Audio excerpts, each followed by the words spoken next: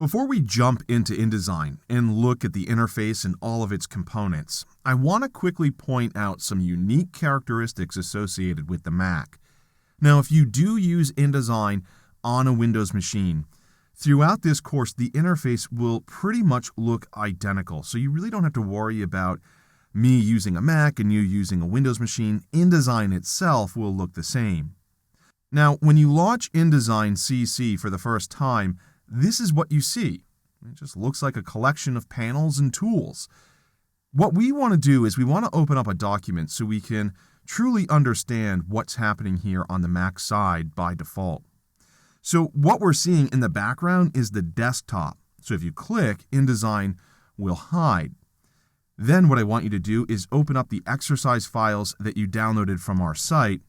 In there, there's several different directories. Now, if I expand one of those directories, like Poster, you'll see all sorts of files, but specifically, you will see an InDesign file.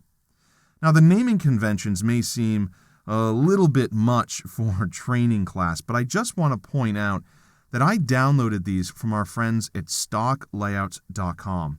This is a great resource if you need to quickly create a layout for a particular company.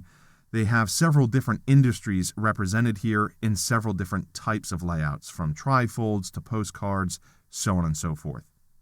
With that being said, what I want to do is open up one of these InDesign files. So I'll go ahead and do that, and you'll notice the default behavior here on the Mac side is to have a free-floating document window. Now, this can be incredibly helpful if you have more than one monitor, but in some cases, especially when you're working with one monitor, I find it to be a little bit clunky, but that's just my own personal preference. If you like this layout, then by all means use it. But if you don't, and you want to see InDesign as an integrated window, you have that ability. Before we turn that feature on, there's one thing that I want to point out. Up here towards the top, we have something called the application bar. The application bar gives you access to document magnification levels, single-click access to the bridge, and options for viewing the document in other types of screen modes and how you can arrange your documents. It's nice to have this here, but if you don't use it all that often, you can get rid of this bar. Just come over to the window menu, and under the window menu, you can turn off application bar. When you do that, it goes away. It's giving you a little bit more space now for your document. Now, my preferred way of working with InDesign is to come under the window menu again and choose application frame. When you select that, you'll notice that the application bar is automatically there, and now the document is docked inside of the application. So no longer do you have access to the desktop underneath the document window.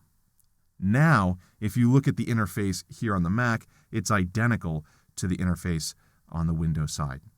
The only other difference, other than keyboard shortcuts, is where the preferences are located. On a Windows machine, you'll go to the Edit menu, and under the Edit menu, you'll choose Preferences. But here on the Mac, you'll go to the InDesign menu, and from there you can choose Preferences. At any point in this class, if there's a difference between InDesign on a Mac and InDesign on a Windows machine, I'll be sure to point that out. But now that you know about those two little differences here on the Mac, we're ready to explore the rest of the components within the interface.